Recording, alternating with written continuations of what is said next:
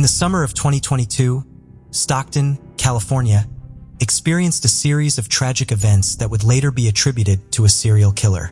The string of shootings began on July 8, 2022, when the Stockton police responded to a shooting incident at 12:31 a.m. in a park located on the 5600 block of Kermit Lane. The victim, who was quickly transported to a hospital, unfortunately succumbed to his injuries. He was identified as 35-year-old Paul Alexander Yaw. In a heartfelt statement to the press, his mother, Greta Bogeralt, described Paul as a great man with a big heart, highlighting his roles as a son, father, grandson, nephew, cousin, and brother, deeply loved by many. She expressed her profound sorrow and urgency for justice, hoping that the person responsible would be apprehended to prevent further tragedy. Tragically, over a month later, another shooting took place. On August 11, 2022, at 9:49 p.m., police were called to a Popeyes restaurant parking lot on the 4900 block of West Lane in response to reports of shots fired. This incident marked the continuation of the terrifying pattern that had begun with Paul Yaw's death.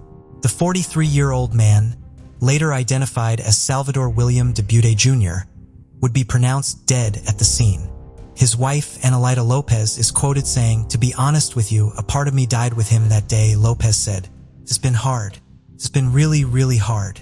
On August 30th, they would see the next shooting on the 800 block of East Hammer Lane at 6:41 a.m. Police responded and found a 21-year-old man in his car. He was pronounced dead at the scene. He was identified as Jonathan Rodriguez Hernandez. Jonathan's mother set up a memorial near where he died with a message that said, "I will always love you and remember you, for the love that you always had for us, your parents. You didn't deserve your life to be taken this way. You were always good and a kind child to everyone around you, and they all loved you. I, your mother, am mostly heartbroken and will always miss you with my heart and soul. Your Mammy, as you always called me." On September 21st, at 4:27 a.m., Stockton police responded to shots fired on the 4400 block of Manchester Avenue. They identified a man on the sidewalk. First responders attempted life-saving measures, but he was pronounced dead at the scene and was later identified as 52-year-old Juan Carlos Carranza Cruz. Less than a week later, on September 27th, the police would respond to a shooting at 1:51 a.m. on the 900 block of Porter Avenue. A 54-year-old man was found again on the sidewalk. Life-saving measures were taken, but the man again died at the scene. The man, Lawrence Lopez, was described as a father of 6, and his sister is quoted as saying, "My brother was everything, and I'm never going to hear his laughter." The Stockton Police Department posted on Facebook on September 30th that they believed that all of these shootings were connected to the same person. They had reviewed hours of video surveillance from around the shootings and posted a picture of a suspect. The suspect was wearing all dark colors, and you could not see the person's face. The police also released a map of the shootings. They were all killed late at night or early in the morning, always when it was dark out. The men were always alone, and there were no witnesses. On October 3rd, the Stockton police would announce another connection from 2021. They would connect 2 shootings from 2021. One on April 10th of a Hispanic man identified by his family as Miguel Vasquez.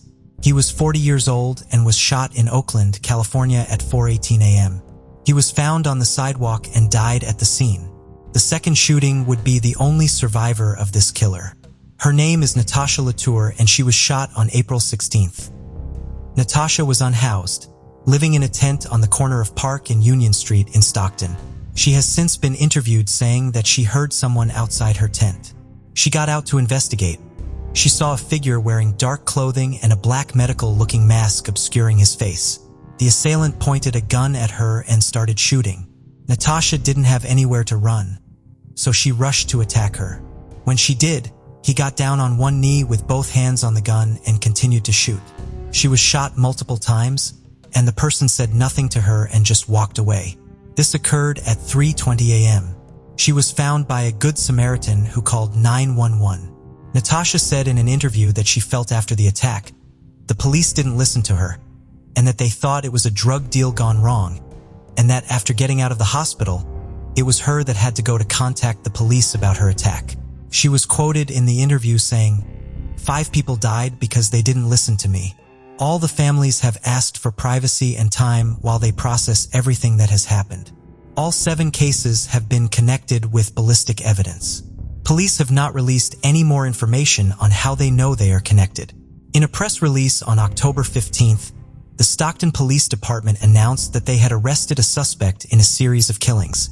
The SPD said in a statement regarding the arrest, quote, "We can only provide limited information for the integrity of the investigation. Just because an arrest was made does not mean that the investigation stops. We now have to have a successful prosecution for our victims and their families. For the last 2 days, I have met with our victims' families. I can't go into our conversations, but our talks have been very emotional and they want justice." They also stated that it was a combination of community tips and good old-fashioned police work that they were able to zero in on a possible suspect. They said, quote, "We watched his patterns and determined early this morning he was on a mission to kill. He was out hunting. He was stopped by our team in the area of the Village Green Drive and Winslow Avenue around 2 a.m. this morning. When police arrested the suspect, he was wearing all dark clothing with a mask around his neck, and he was armed with a handgun." The arrested 43-year-old Wesley Brownlee. Brownlee was born in San Francisco, but grew up most of his life in Oakland in an apartment only 6 blocks from the April attacks. In the 90s, he moved with his family to Stockton. His parents were together on and off for years, but they split when Brownlee was in his teens. It is reported that he was accused of sexual assault while he was a teenager along with 2 other boys and denied any involvement, blaming the assault on the other boys. Also, according to records, he has been arrested multiple times for selling illicit substances in Oakland. In October of 1995, the Oakland Tribune reported that his brother, Dale Brownlee, had been shot and killed in the streets of his old neighborhood in Oakland while visiting friends. The report at the time believed it was a drug-related killing. There's no information on if anyone was ever charged for his brother's killing. Mercury News reported that a probation document had stated that Brownlee apparently suffered both innate mental limitation and psychological stress over his brother's 1995 shooting death. Quote, "He seems either unable or unwilling to assume meaningful responsibility for himself. He appears to have difficulty settling into any kind of positive activity." Brownlee never completed high school, having dropped out when he was a junior. He has been convicted several times. None of his convictions were for violent crimes. Brownlee seems to have had a very troubled youth and never managed to get his life on the right path. Police have reported that Brownlee had used a ghost gun in some of the shootings. We covered ghost guns pretty extensively during the Nancy Brophy case, but essentially ghost guns are unregulated firearms that anyone, including minors and prohibited purchasers, can buy and build without a background check. Ghost guns are unserialized and untraceable firearms that can be bought online and assembled at home. A neighbor of Brownlee has reported that he was quiet and kept to himself and that he had lived with his mother on and off over the past few years. Police reported that they currently can't find a motive for why Brownlee would start killing in his early 40s. They do believe that he would have continued killing if he had not been arrested. Though 5 of the victims were Hispanic and 4 were unhoused, authorities do not believe that race or situation had any motives for the killings, that he was killing opportunistically. They believe that Brownlee was hunting for victims that were alone or easy to come up upon. After his arrest in October, Brownlee was held without bail. On October 18th, Wesley was charged with 3 of the 6 shootings he is believed to have committed. He was charged with the deaths of Hernandez in the August 30th shooting, Cruz in the September 21st shooting, and Lopez shot September 27th. Since October, Brownlee has had multiple arraignments and has had his most recent one postponed till January 2023. He is not put in a plea and is being defended by a public defender. In October, Brownlee's legal team argued for a publicity gag order, saying that recent news reports and press coverage of conferences were hurting their client's chance at a fair trial, that he had been depicted as guilty of serial killings before the trial had even begun. The judge denied the gag order, stating that the press conference was stating facts of what happened and the arrest, as well as quoted saying, My ruling in no way condones some of the inflammatory statements made by the press, but I would urge parties to keep their issues in mind when speaking to the press going forward. Authorities have said that the investigation has not stopped. They are still looking for more evidence in this case, and that more charges may come for Brownlee in 2023. At this time, Brownlee is being held in custody while he awaits trial. So far, he faces 3 counts of murder, possession of a firearm and ammunition. He faces life in prison if convicted or the death penalty. What do you think about it? Tell us your thoughts in comments below. Let's continue. Before we proceed, I've got an exciting surprise for you. We've launched a brand new channel dedicated to intriguing content such as old historical mysteries, cold cases, and particularly chilling horror stories perfect for bedtime. Drop a comment letting us know if you're a fan of horror stories or not. You can find the link in the description below. Let's find out who will be the first to explore it. Alright, let's dive back into the video. Back in 2019, the FBI said Samuel Little was one of the worst serial killers in US history. He admitted to 93 murders, but many of the victims are still unknown. The FBI confirmed he did at least 50 of these crimes, and they're still checking the others. People were shocked by his crimes and confessions. They wondered how one person could do such terrible things and what led him to that dark path. Samuel Little, whose real name is Samuel McDowell, was born on June 7, 1940 in Reynolds, Georgia. His life started with lots of sadness and problems. His grandma took care of him mostly, and they moved to Lorain, Ohio when he was little. According to Samuel, whose story needs to be taken with a pinch of salt, his mother Bessie May Little was just 16 when she gave birth to him. Samuel told investigators that Bessie was a sex worker who all but abandoned him and left him to be brought up by his grandmother. Not much is known about Samuel's father, Paul McDowell, who was 19 when he was born. As Samuel grew up, the cracks began to show. His grandmother tried to control Samuel, but something inside awakened. During his childhood, Samuel developed a fetish for strangulation and true crime. In interviews with the FBI, Samuel recalled one of the first times he became aroused. He claimed it had happened during kindergarten when he witnessed a teacher touching her neck. After this, the seed was planted in Samuel's mind, and he began to pursue darker things. He claimed that, at first, photographs and his imagination were enough to get him by. But as he got older and his sexual urges became stronger, Samuel craved more. As a result of his bad and unruly behavior, he found himself at a boys' industrial school in Columbus, Ohio. This was a reform school that was supposed to straighten out young boys on the wrong path. Reform school had little effect on Samuel, and after spending a year and a half there, he was released back to the care of his grandmother. By 1956, Samuel found himself at the mercy of the law once more. This time, he had committed a robbery in Omaha, Nebraska, and had broken into a business in Lorain. For his crime, Samuel Little once again found himself in a reformatory. And this time, it was the Ohio State Reformatory in Mansfield. Many of you may recognize this as the location for the Shawshank Redemption. Unfortunately, the film ranks true to the levels of cruelty inflicted upon prisoners. Samuel's time in prison did little to reform him, as the name of the institution suggested. He only became angrier with the world and sought revenge. When released from prison, Samuel discovered that his criminal record and bad reputation made employment difficult. After bouncing between different institutions and finally being freed, Samuel turned to what he knew best: crime. His whole thing was shoplifting. He would work as shoplifting in a city for 3 or 4 days, then move on.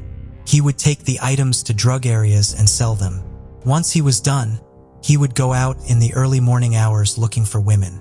Then, in January 1971, everything changed for Samuel. His transient lifestyle had taken him across 26 states, and he had picked up arrests and charges in most of them. When he arrived in Miami Beach, he found himself surrounded by beautiful women. Samuel's hatred and rage for his mother boiled over. In January 1971, the body of an unknown woman was discovered in a shallow grave in the Florida Everglades. Investigators were horrified by what they found. She had been beaten and strangled before being tossed into the grave. Her body was at an insignificant level of decay, and they were unable to make an identification at the time.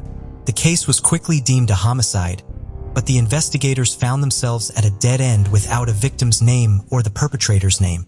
This woman would remain nameless until 2017, when she was finally identified as 33-year-old Mary Brosley thanks to the help of dental records.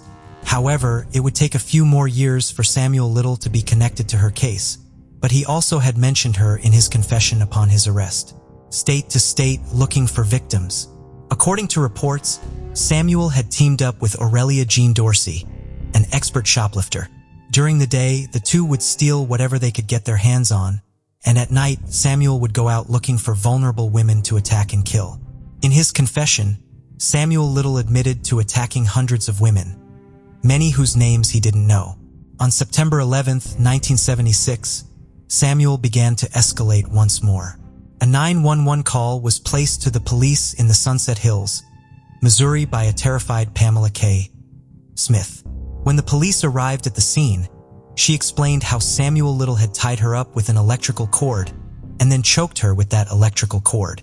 She was forced into Samuel's car, where she was beaten and sexually assaulted. Disturbingly, Samuel Little was sentenced to just 3 months for this attack, despite the severity of it. The Star-Advertiser reported that Samuel may have gotten off lightly, but he was not due to Pamela K. Smith being a known drug user. Within society and true crime, there are groups of people who are known as the less dead. These groups include people of color, indigenous people, people who abuse substances, sex workers, and anyone else who may be considered to be living a high-risk lifestyle. The society holds such a disregard for these groups of people. When something happens to them, nobody cares. This disregard is institutionalized and affects how police and other agencies handle their cases. This was all used to Samuel Little's advantage. In October 1982, the remains of a missing 22-year-old Melinda Lepre were found discovered in a cemetery in Goodyear, Mississippi. Like many of Samuel Little's victims, Melinda was a sex worker who had been last seen getting into a brown wood-paneled station wagon. Samuel would often lure sex workers into his car, where he would beat them, strangle them, sexually assault them, and dump their bodies like trash. This time, somebody realized that Melinda was missing, and investigators actively investigated her case when her remains were discovered. All signs pointed back to Samuel Little, but unfortunately, he was never convicted in this crime. The Star-Advertiser reported that much of the evidence and the original case files were washed away during Hurricane Katrina. Just a month before the discovery of Melinda's body, officers in Forest Grove, Florida, around 420 miles from Gaultier, discovered the body of 26-year-old Patricia N. Mount. Patricia had a mental disability, and she too had last been seen getting into a brown, wood-paneled station wagon. Multiple witnesses were able to confirm that Patricia had been at the bar with Samuel Little that night, and fibers had been lifted from Patricia's clothes, proving that Samuel had been in contact with her. Unfortunately, it wasn't enough to convict a grand jury to indict Samuel, and he was once again free. There were many opportunities in this case to stop Samuel Little. Dozens of women reported their attacks perpetuated by him, but nobody listened to them. If they did listen, it rarely ever resulted in a conviction or arrest. They were left to bear the physical and psychological scars. Another one of these opportunities came in November 1984, when San Diego Police Department pulled him over and found an unconscious woman in the passenger seat. She had been beaten and strangled, and Samuel desperately tried to talk his way out of the situation. Prosecutors across the country were becoming accustomed to the name Samuel Little, or Samuel McDowell as he was sometimes known. Police officers who discovered the strangled woman testified at a trial. And this wasn't the only trial he was being tried for. Just a month earlier, in October 1984, he had been suspected of assaulting and strangling 22-year-old Laura Barrows. Incredibly, Lori, like Pamela, had survived her attack, but justice would not be swift. Other sources report that Samuel was acquitted in one of the two cases, whilst others report that the jury was deadlocked and they were unable to decide his guilt. In terms of the other cases where Samuel was charged with false imprisonment, attempted murder, and assault, he was found guilty and sentenced to serve a disgustingly short 2.5 years. By 1987, Samuel Little was once again free to roam the streets, looking for more victims. In his interviews with the FBI, he admitted that following his release, he moved to Los Angeles and killed at least another 10 women there. Samuel's house of cards would slowly start to fall down around him in the mid-2000s. In August 2005, the body of Nancy C. Stevens was found on the side of the road in Tupelo, Mississippi. She bore all the hallmarks of Samuel Little, and investigators were now becoming wise to Little's pathology. In 2007, Samuel was arrested once again, this time for the possession of an illicit substance, and he was ordered to go to rehab. When Samuel failed to appear, the warrant for his arrest was issued, and in 2012, investigators decided to run his DNA through CODIS, the combined DNA index system that is used nationally. Incredibly, Samuel Little's DNA came back as a hit to 3 crime scenes that were cold. Carol Elford, murdered in 1987, Audrey Nelson, murdered in 1989, and Guadalupe Arabaga, murdered in 1989. Investigators feared that Samuel had been involved in many more cases than these and were eager to track him down. According to Oxygen, investigators in LA followed Samuel's Social Security payments, leading him to a homeless shelter in Louisville, Kentucky. The life of crime had not served Samuel well. By the time of his arrest in 2012, he was 72 years old. Investigators felt that they had hit the jackpot in arresting Samuel Little. Unbeknownst to them, their suspect would become the most prolific U.S. serial killer in just a few years. At his trial for the murders of Carol Alford, Audrey Nelson, Guadalupe Arabaga, Samuel maintained his innocence. But he couldn't get away with it this time. DNA and forensic technologies had advanced significantly since the 1980s, and Samuel's DNA was found all over the bodies and the crime scenes. He took the jury a matter of days to find Samuel Little guilty on all counts. He was sentenced to life without parole. Samuel's case made headlines across LA and California, but in 5 years Samuel Little would become known once again. Behind the scenes, investigators desperately tried to track Samuel's movements throughout his entire life.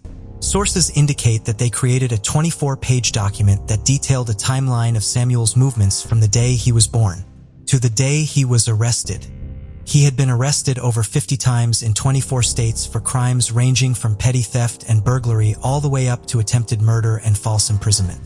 Investigators knew that Samuel's transient lifestyle had given him an advantage when it came to picking up women and being able to disappear without a trace.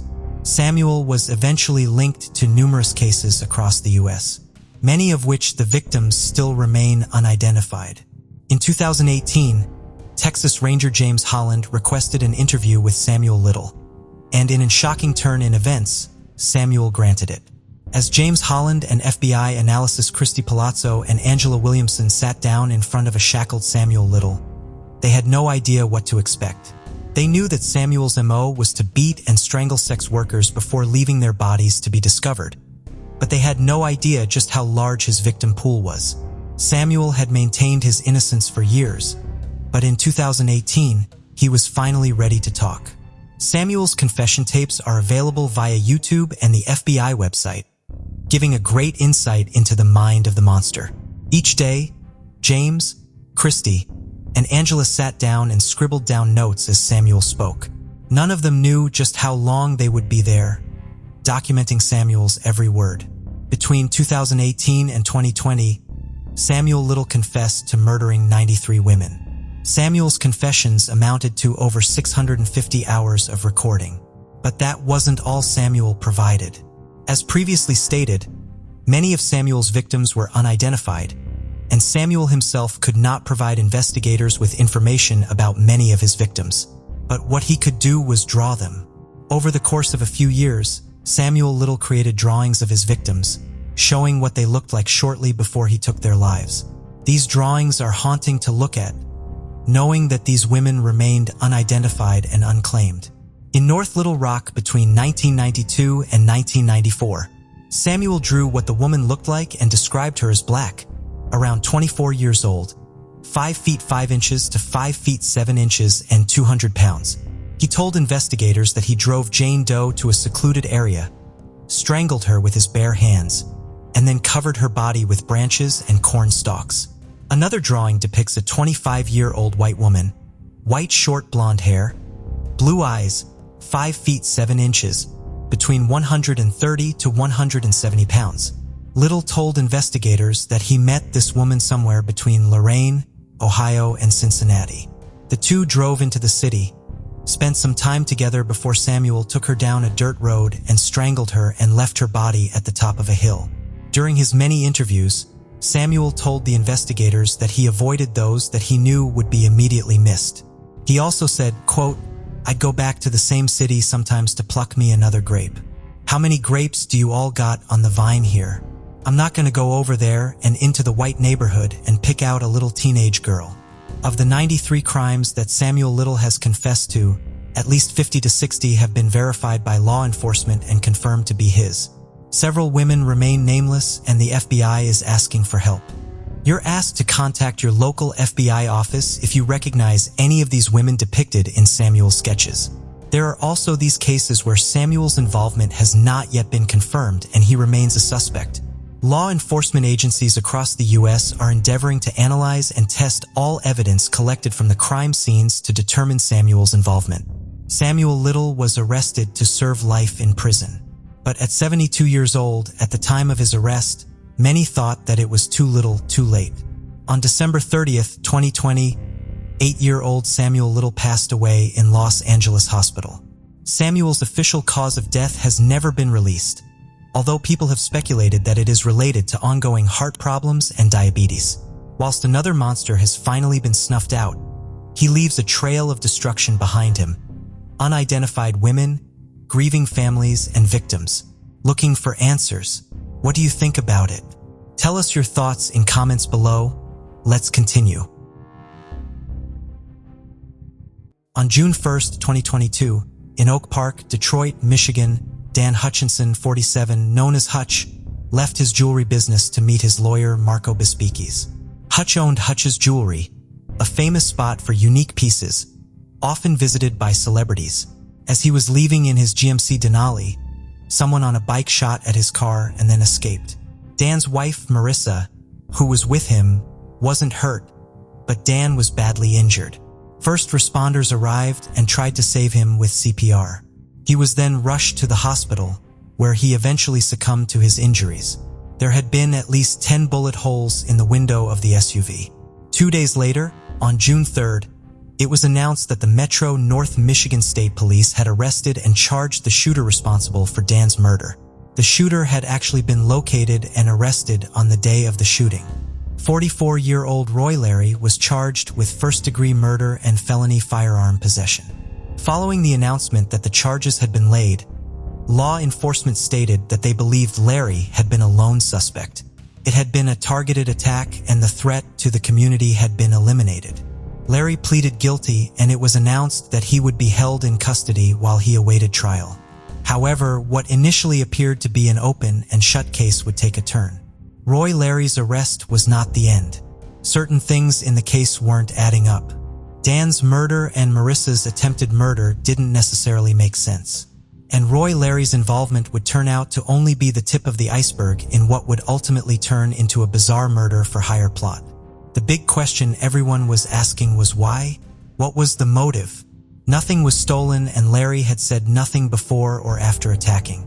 The Hutchinsons were well liked and had good standing with the community, and it just didn't make any sense why they would be targeted this way. 2 more people involved in the shooting. And on August 30th, 2022, Angelo Raptopoulos, 32 years old, was arraigned for conspiracy to commit murder. Raptopoulos was arrested while at the airport. It is unknown where he was trying to go, but it is now guessed he was trying to flee town and was denied bond at this time. On September 2nd, a third suspect, 57-year-old Darnell Larry, would be arraigned. Darnell was a relative to Roy Leary. Both Darnell and Raptopoulos had been found in contact with Roy Leary about this shooting. All 3 men were being held without bond. Police continued to investigate, but they did not have answers as to why these men had been murdered and what their connection was. After months of continued investigation, police had a 4th and final suspect. On Thursday, November 3rd, An attorney named Marco Bispicchi was arrested on one count of felony firearm possession, first-degree murder, and conspiracy to commit first-degree murder. Bispicchi was Dan's lawyer and the same person he'd been set to meet the day he was murdered. Bispicchi was found to be in contact with one of the other suspects, Raptopoulos. Bispicchi is now being accused of being the mastermind behind the targeted murder of Dan and Marissa. When law enforcement determined Bispicchi's connection, the questions of motive began to fall into place. Dan was using Bispicchi's legal services, and one of the first things Bispicchi handled was Dan and Marissa's wills. After Dan's death, it was revealed that Marco Bispicchi, the lawyer who drafted Dan's will, had actually written himself into the will and stood to inherit a large sum of money if both Dan and Marissa died.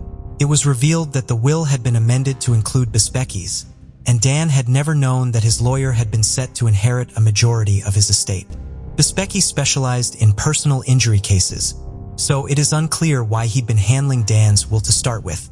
The firm Bispicchi's worked at, All Law PLLC, appears to have closed its doors, his website is not available, and the other attorneys appear to have moved on to other firms.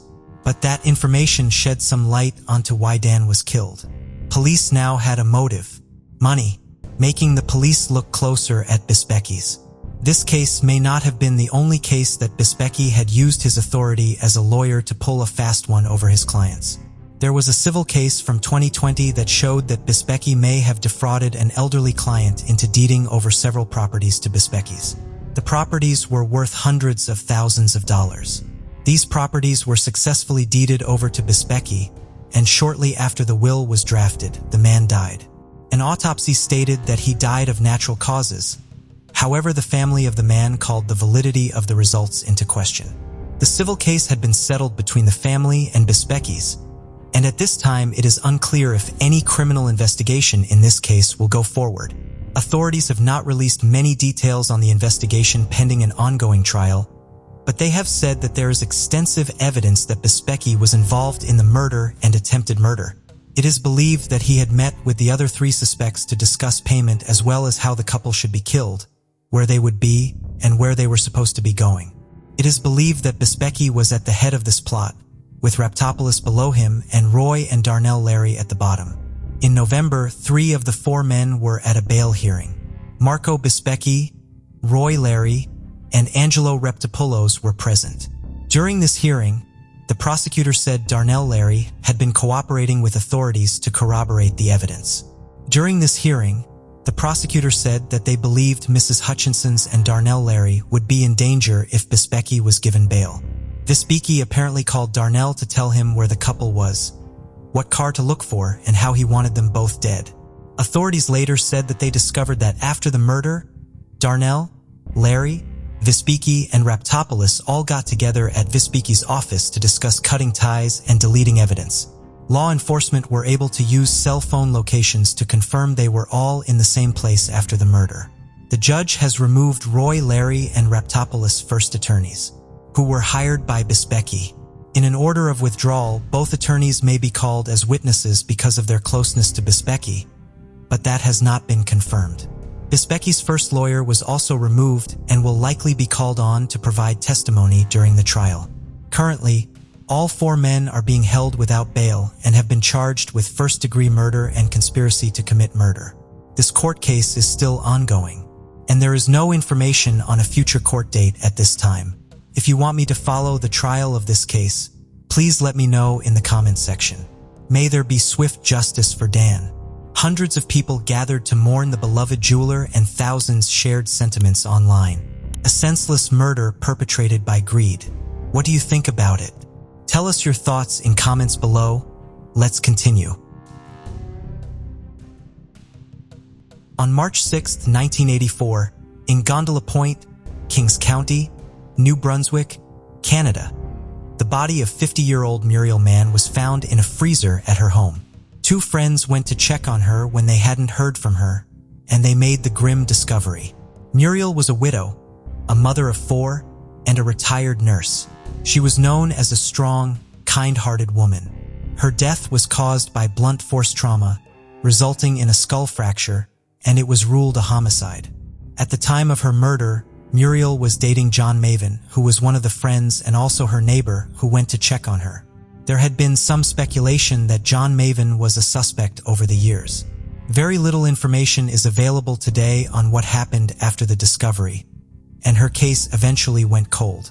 On March 30th, 2022, the Kennebake's Regional Police Force put out a press release. The KRPF talked on the historical homicide of Muriel Mann. She was discovered murdered in a deep freezer. In this release, they said that they had received new information from an anonymous tip from the public that made them reopen Muriel's cold case. After examining the information, they discovered new suspects. They also confirmed that John Maven was not a suspect in Muriel's homicide. John died in 2005. However, his daughter was told by police that her father was no longer a suspect. The dark cloud over the family finally lifted. Police had never formally accused John Maven of the crime. John eventually fled Canada after receiving multiple death threats from the community. He relocated to Paris, France, where he remained until he passed. Law enforcement believed that Muriel was killed because she had learned someone close to her was committing criminal acts, and that she was murdered so she could not go to the police. Her children were informed of the police findings and have been reported never to have been suspects themselves. Law enforcement said that with the 38 years that have passed since Muriel's murder, all the people involved are now deceased. They said in a press conference, quote, "Our investigation is now complete and the file is closed. And out of respect of all parties concerned, they will give no further details." What do you think about it? Tell us your thoughts in comments below. Let's continue. On the evening of May 14th, 1971, 6-year-old girl Lubika Topik and her 8-year-old brother were playing with some children in an abandoned lot behind their home in Windsor, Ontario, Canada. When a man came from a restaurant across the street and approached the group of kids, he offered Lubika $8 to do a job for him. This was the equivalent of about $60 Canadian today. And he also gave her brother a dime and said to go play with your bike. Her brother had said that was the last time he saw her when the man offered her his hand and she took it, walking off in the other direction. After that, her brother went straight home to tell his mother about what had happened. Lubitsa's mother went straight to the abandoned lot, but by the time she arrived, there was no sign of her or the man. Her mother immediately started looking for her. She had stopped a police officer and said that her daughter was missing. Were on the streets looking for the 6-year-old. At about 1 a.m. on May 15th, approximately 4 hours after the search had started, an officer found Lubitsa by a garage in the backyard of a house only a few blocks from her home. Lubitsa had been violently beaten, her right leg was broken, and she had been sexually assaulted. Police collected evidence from the scene, which included some of Lubitsa's teeth and an adult tooth. Other DNA evidence was collected at this time, which was unheard of and very forward-thinking of the forensic team at the time. Investigators reported that she had been attacked and killed about an hour after she had been abducted. Newspapers across the country reported about Lubitsa's murder in the days following. Police reported in 1971 they were looking for a man in his 20s, about 6 feet tall with a brush cut, wearing a zipper jacket and dark trousers. The description is based on what the brother told authorities. During the initial investigation, police asked the public for any information on this unique couple and if anyone had seen the girl or the man, as well as after, as the man would have been covered in blood. Police fielded hundreds of leads all across Canada, even a reward for information that would get to a total of $11,000 but would never bring substantial leads. Weeks, months, and years went by and Laby's case went cold. In the next 4 decades, police would get over 700 persons of interest, but none of them made it to suspect. Over the years, they tested DNA from the crime scene with nothing coming from those tests. In 2015, they would tie several pieces of DNA to one person, but they still didn't get any hits on who that person was. 2015 was also when law enforcement released information about the adult tooth to the public for the first time in the hopes that someone might come forward about the case. Eventually, DNA and forensics would advance. With the evidence collected all those years ago, authorities were able to use DNA and science called phenotyping to get an idea of what the suspect had looked like. Windsor police eventually turned to genetic geology, and they reached out to the US company to see if they could find any relatives related to the DNA. Websites like GeneMatch or Ancestry.com allow you to say whether authorities can use your genetic information. With that, they were able to find distant relations all over Canada, the US, and Europe. Investigators then worked back to build family trees, then forward with the genetic similarities in regions. Eventually, they narrowed it down to a small group, and investigators were able to get authorization to get DNA samples from this small group to rule out. Eventually, they were able to identify a single suspect. In December 2019, the Windsor police announced that they identified the suspect in Libitsa's case. They would announce the man had died earlier that year, in February 2019. They would not release his name to the press, saying it was a violation of his rights as the man was deceased. Since the man was already deceased, they had used saved tissue samples to match the DNA to the original DNA from the crime scene and found it was an exact match, but didn't release why there was a saved tissue sample from the suspect. Windsor police didn't form the Toppitch family and have since asked for privacy, not giving any comments to the media. This isn't the end of this case, though. The Windsor Star would fight a freedom of information battle that would drag on for more than 3 years to get the name of the suspect released to the public. In February 2023, the Windsor Star released the name of the assailant, Frank Arthur Hall, who was 7 years old when he died. Libitsa may not be his only victim, and they hope that releasing the name helped to solve other unsolved crimes. Frank Arthur Hall was 22 when Libitsa was murdered. He lived approximately 2 kilometers down the road from the Toppitch family. He eventually moved from Ontario to Edmonton, Canada, where he lived until he died. After more than 50 years, Lupita's case is closed, with her family and community getting answers about who committed such a horrific crime. What do you think about it? Tell us your thoughts in comments below. Let's continue. On the morning of April 28, 2000, 19-year-old college student Guylaine Pauvet was discovered deceased in her basement apartment in Jean Cadet, Quebec, Canada, about 200 kilometers from Quebec City. She had been found by a friend who had dropped her off at 9:30 p.m. the night before, as Guylaine had an early morning the next day.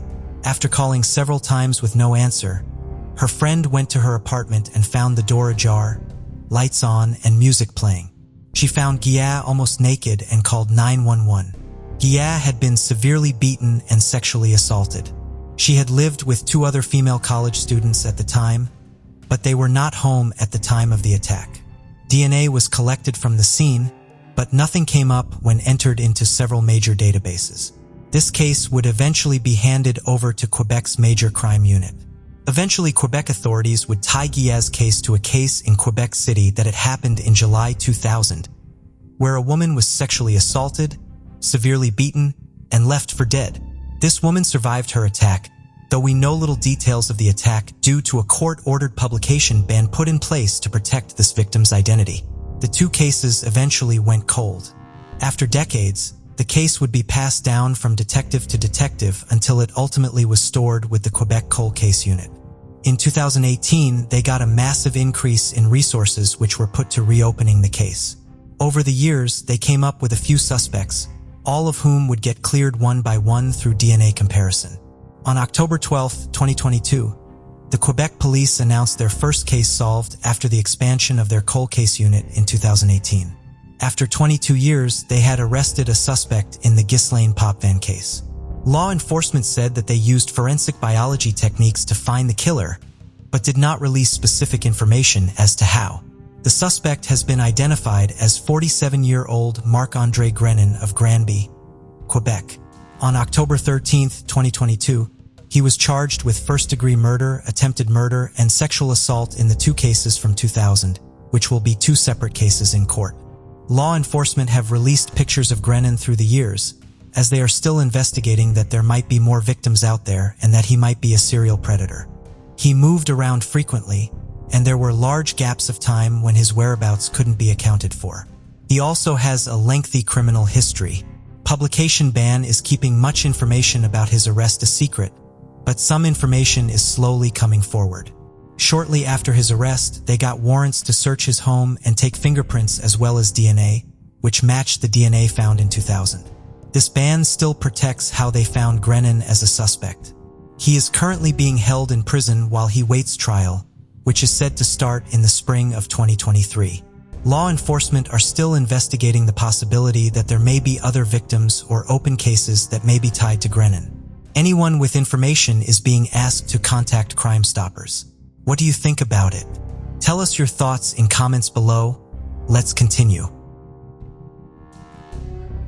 On January 18, 1981, 20-year-old Rachel Zendejas came back home to Camarillo, California, after a night out at a club called Old Huntington's near Wagon Wheel Junction. She drove her babysitter home around 4 a.m. but never made it back home herself. The next day, paper carriers found Rachel in the carport near her apartment. She had been beaten, sexually assaulted, and strangled. Evidence suggests she was attacked as she got out of her car. Rachel had recently moved in with her brother, Roy Rodriguez, along with her 2 young daughters, Eva, 2 years old, and Monica, 1 year old. She had left school when she got pregnant with her first child and had recently separated from her husband. She had just started school at Oxnard College, taking a job training courses, a federally funded course designed to help homemakers who find themselves in sudden need of a job. Police had no leads, no witnesses, and no known motive. The husband had been cleared quickly, and the case went cold and had no answers. Rachel's brother called the Ventura County Sheriff's Office every year on his sister's death anniversary, begging for answers. On December 12, 1981, at around 3 a.m., a fire was reported in an apartment building near the 1200 block of West Gonzales Road in Oxnard, California. The fire department responded, and they found that a fire had started in the living room of an apartment that was deliberately set. They were shocked when they found the body of a young woman naked in the bathtub. The woman was identified as the owner of the apartment, Lisa Gondak. She had been strangled to death. Police believe that the fire was set to hide the crime, and only matches were used to start the fire. Lisa Gondak, 21, had gone dancing at Old Huntington's nightclub near Wagon Wheel Junction the night before the fire. Originally from Connecticut, she had moved to Oxnard after coming to California to visit a friend and decided to stay. She got her apartment and was working in retail at a nearby mall. When police started to investigate, they discovered that neighbors of Lisa had heard screams for help, but no one had called 911 to get involved. None of these neighbors had seen who had come in or left the apartment that night. Again, there were no witnesses and no leads. In 2004, law enforcement would get their first new lead from these cases. With advances in DNA not available in 1981, they were able to connect the murder of Rachel and Lisa to one assailant, and they now knew the same person killed both of these women. Unfortunately, this didn't lead to anything new, even when they tested federal and state DNA databases, and the case would eventually go cold again. In December of 2019, Ventura County Cold Case Unit decided to look into genetic genealogy, a process used to find relatives of suspects through public DNA sites. Law enforcement has not commented on the exact steps the investigation took, but in 2023 they arrested their first suspect, 68-year-old Tony Garcia. A fresh DNA sample was taken from Garcia, which matched the DNA found on both victims. Tony Garcia lived only a few miles from both crime scenes. At the time, he was in the U.S. Navy before retiring and becoming a karate instructor. They don't know if he had frequented the nightclub both victims had been at the night before they had been killed. In a press conference, a sheriff is quoted as saying, quote, "The fact is, this suspect has been hiding in plain sight for over 40 years, and are asking anyone who knew him around 1981 to come forward."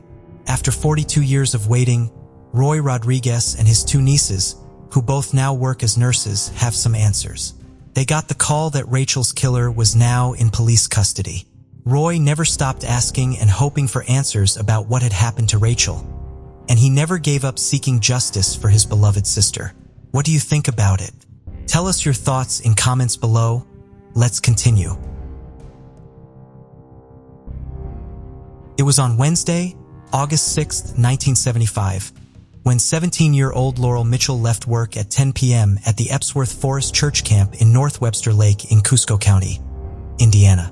A coworker had offered her a ride home, but she said she was going to visit friends at the Adventureland amusement park and would walk, but she never arrived. Laurel also never made it home for curfew. Her parents would report her missing early the following day. Hours later, 2 fishermen found Laurel Mitchell's body in a river 17 miles northeast of the North Webster Lake. An autopsy would show that she died from drowning, and it was initially thought to have been an accident, but a further examination of her body showed that she had several injuries consistent with defensive marks, indicating Laurel fought for her life. Her case was then investigated as a homicide. The evidence was inconclusive. A witness remembers seeing a 1970s Buick Oldsmobile in the area the night Laurel went missing. Authorities over multiple jurisdictions would spend hours, months, and years investigating Laurel Mitchell's murder. They would interview more than 1,000 people hoping to find out anything about what had happened to Laurel, but in the end, her case would go cold. Detective never stopped looking. More than 40 years later, in 2014, the police asked the public for help locating a singing group that had stopped into a local firehouse, thinking that they may have seen Laurel. Unfortunately, that lead did not pan out. In 2013, an informant came forward saying that a man named John Wayne Lehman had admitted to him that he committed a crime with his friend Fred Bandy. The details were consistent with Laurel's case. In 2014, another person would come forward saying Bandy had claimed to have committed a crime that happened at Mallard's Roost, a public access site adjacent to the location where Laurel's body had been found. In 2019, they got a tip reported that this person had been at a high school party years ago, when Bandy had said that he and Lehman had committed the murder of Laurel Mitchell together. Also in 2019, police resubmitted Laurel's clothing to be tested. In 2020, they would find foreign male DNA from the clothing. Genealogy has changed the game investigatively. That's since approximately 2015, when the first case ever occurred, that it's changed the game. In 2022, a sample was taken from Bandy. And in 2023, law enforcement discovered it was a match to the unknown DNA sample found on Laurel's clothing. They also discovered that in 1975, Bandy owned a 1971 Buick Oldsmobile. On February 6, 2023, both Fred Bandy and John Wayne Lehman, both 67 now, were arrested on one count of first-degree murder. They were arrested in their respective homes without incident and are now being held without bail. It is believed that both men had picked up Laurel, offering her a ride in the Oldsmobile car, where they then took her to the river and drowned her. At this time, the motive is unclear. It is also unclear if either of these men had a criminal history or if there might be other victims. However, after 47 years, the family of Laurel Mitchell has some answers. What do you think about it? Tell us your thoughts in comments below. Let's continue. On February 9, 1987, in St. Petersburg, Florida, 82-year-old Opal Wheel was found deceased in her bedroom. Mrs. Wheel's sister-in-law had come over that morning after she had not answered her phone. Mrs. Wheel, a widower, lived alone, but her brother and his wife lived close by, and the family was incredibly close. When her sister-in-law arrived, she peeked through the window and noticed that the nightlight in the kitchen was still on, which was odd because she knew Opal always turned it off right away when she woke up at 6 a.m. Further examination of the exterior of the home, and she noticed one of the window panes was missing from the glass in the front door. It was then that she called the police. When they arrived, Opal was found in her bedroom unresponsive. But even with only a cursory glance, officers on the scene could see that there were apparent and visible signs of trauma on Mrs. Wheel, which included severe bruising around her neck, mouth, and face. Opal Wheel was last seen alive around 12 hours earlier. Those closest to Opal described her as tall, slim, always well-dressed, a kind woman who often went on morning and afternoon walks with a few ladies from the neighborhood. Known to stop by and have a friendly chat, her brother and his wife lived a few doors down from her. Investigators discovered that the suspect had entered the house by removing a window pane and that the phone line had been cut. The forensic team used vacuums and other means back in 1987 to collect evidence and were able to collect some foreign hairs at the time. The autopsy showed that she died from strangulation and blunt force trauma. She was discovered in her bedroom in her nightgown. Neighbors were interviewed, some saying that they heard a noise and investigated outside their homes, but didn't see anything. The neighbor that was behind her house reported that his dog didn't make a noise that night and would have barked if someone had been in her backyard. Some drawers in her bedroom appeared to have been quickly rummaged through. Some small jewelry items were stolen, which included her wedding ring. Robbery may have been the primary motivation. Perhaps Opal woke up when she heard noises and was killed as a result. After months of investigation with no leads, the case went cold. They didn't give up, and throughout the continued investigation, they eventually got a partial DNA profile from the evidence found at the scene. They didn't find a match until recently. In 2020, the Panys County Sheriff's Office cold case detectives contacted the Florida Department of Law Enforcement for additional testing on the evidence. They also contacted Parabon Nanolabs, known for their genetic testing. Throughout the extensive testing, Parabon Nanolabs was able to help build family trees. Detectives were able to find relatives, and the lab was able to narrow it down to 3 possible suspects.